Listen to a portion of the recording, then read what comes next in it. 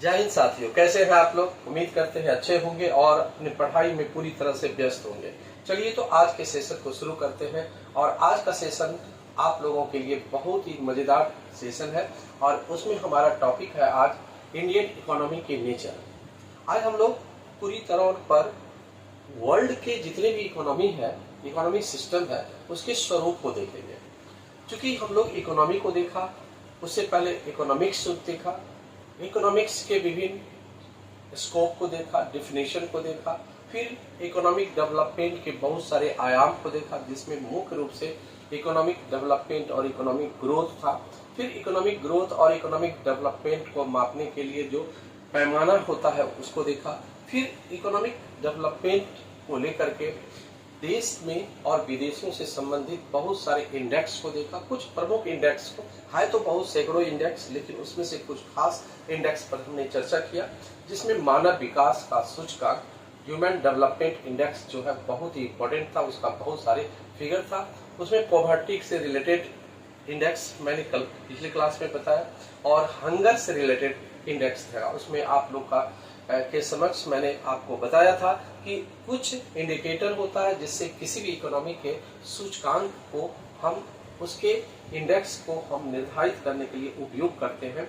तो ठीक उसी तरह से हम आगे अपने इस इंडियन इकोनॉमी के संदर्भ में आगे बढ़ते हैं। और अगर आप इस इंडियन इकोनॉमी के को आप समझते हैं तो निश्चित तौर पर आपको इकोनॉमिक्स से संबंधित जो समझ होगी उससे आपको आने वाली परीक्षाओं में बहुत ही फायदा और मदद मिल सकता है और आपकी समझ बेहतर हो सकती है और आप बहुत ही आसानी से आप क्वेश्चन बना सकते हैं। तो इंडियन इकोनॉमी के नेचर को ही नहीं बल्कि इकोनॉमी के नेचर को हम लोग कैसे पढ़ेंगे, इसके लिए एक व्यवहारिक और साइंटिफिक अप्रोच क्या है कि किस बेसिस पर इंडियन इकोनॉमी को डिवाइड किया जाता है, उसको नेचर बेस पर। क्योंकि इकोनॉमी किसको कहते हैं इसको हम लोग पिछले क्लास में ही बताया था और आप उपलब्ध है हमारे इस चैनल पर वीडियो, आप उसको पढ़ सकते हैं, देख सकते हैं। ठीक है, फिर भी मैं बहुत ही संक्षिप्त में आपको बता दूं, किसी भी इकोनॉमी को हम डिफाइन उसके कुछ मार्गदर्शन और मार्ग सूचक शब्दों से हम करते हैं। जैसे इकोनॉमी क्या है, अर्थव्यवस्था किसको कहते हैं, अर्थ का व्यवस्था करना, अर्थात किसी वस्तु के उत्पादन, उसके उपभोग, विनिमय, वितरण का जो हम स्कोप ऑफ इकोनॉमिक्स में अध्ययन किए थे उसके माध्यम से जब हम प्रोडक्शन करते हैं तो उस प्रोडक्शन के जो उपयुक्त संसाधन होते हैं उस संसाधनों का अल्टरनेटिव यूज करने के बाद जो प्रयोग किया जाता है और जो प्रोडक्शन होता है उस प्रोडक्शन के वैल्यू ऑफ मनी को निकालने के बाद राष्ट्रीय आय का निर्धारण होता है। तो हम कह सकते हैं धन की प्राप्ति होती है। तो धन का समुचित रूप से व्यवस्था ही इकोनॉमी है। अगर धन की व्यवस्था करने से पहले हम लोग देखते हैं कि इकोनॉमी में संसाधनों का अध्ययन करते हैं और संसाधनों का समुचित उपयोग बहुत जरूरी होता है क्योंकि संसाधन सीमित है।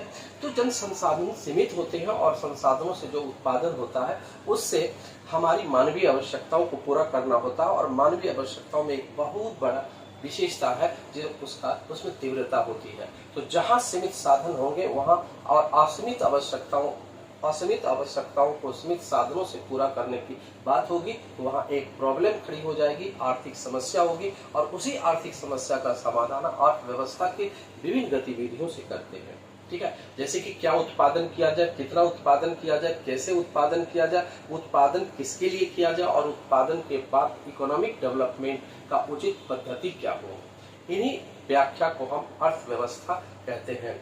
और अर्थव्यवस्था का जो स्वरूप हम समझते हैं उसको दो भागों में बांटते हैं। जैसे कि अर्थव्यवस्था का स्वरूप, जैसे कि मैंने इस बोर्ड पर आपको निर्धारित किया है अर्थव्यवस्था के स्वरूप का पहला जो डिवाइड करने का, पार्टीशन करने का आधार है वह उत्पादन के स्वामित्व के आधार पर है। जैसे कि मैंने लिखा है उत्पादन के साधनों के स्वामित्व के आधार पर अर्थव्यवस्था के तीन स्वरूप होते हैं। पहला स्वरूप है पूंजीवादी अर्थव्यवस्था, दूसरा स्वरूप है समाजवादी अर्थव्यवस्था और तीसरा स्वरूप है मिश्रित अर्थव्यवस्था, कैपिटलिस्ट इकोनॉमी, सोशलिस्ट इकोनॉमी और मिक्स्ड इकोनॉमी।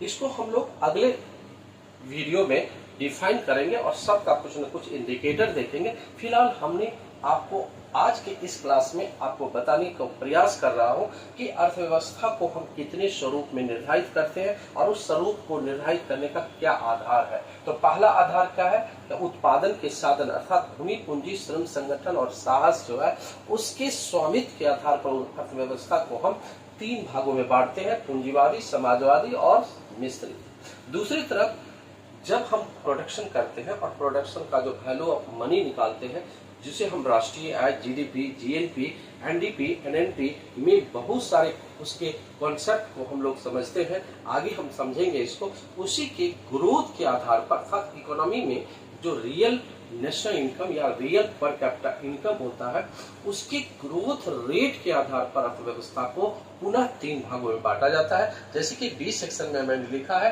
कि आर्थिक विकास की दर के आधार पर अर्थव्यवस्था के 3 स्वरूप है। पहला स्वरूप है अल्प विकसित या पिछड़ी अर्थव्यवस्था, अंडर डेवलप्ड इकोनॉमी।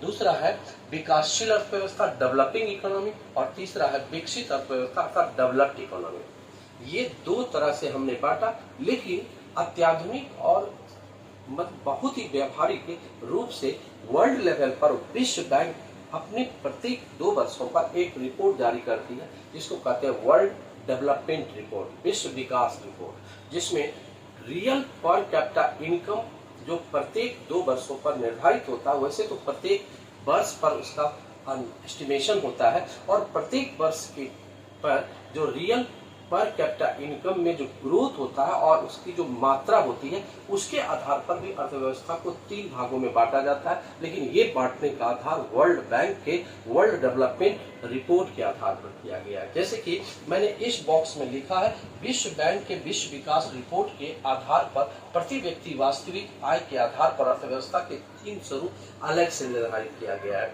जैसे कि पहला है न्यून आय। न्यून आय का मतलब हुआ लो इनकम अर्थव्यवस्था। दूसरा है मध्यम आय अर्थात मध्यम इनकम अर्थव्यवस्था इकोनॉमी। उच्च आय अर्थात हाई इनकम अर्थव्यवस्था। अर्थात अर्थव्यवस्था के स्वरूप को हम 3 अलग अलग आधारों पर डिवाइड किया है। पहला है साधनों के स्वामित्व के आधार पर, दूसरा है रियल पर कैपिटा इनकम के ग्रोथ के आधार पर और तीसरा है रियल पर कैपिटा इनकम या रियल इनकम की मात्रा के आधार पर। हर प्रकार से 3 भागों में स्वरूप को निर्धारित किया गया है और इसी स्वरूप के आधार पर हम इस तरह से सबको काउंट करते हैं तो कुल मिलाकर के 9 स्वरूप निर्धारित होते हैं। 9 स्वरूप कैसे होगा इस वीडियो में हम उसका व्याख्या नहीं कर पाएंगे, लेकिन आज के वीडियो को मैंने आपको कंसंट्रेट किया है अर्थव्यवस्था के नेचर को कितने वर्गों में और किस बेसिस पर बांटा गया है।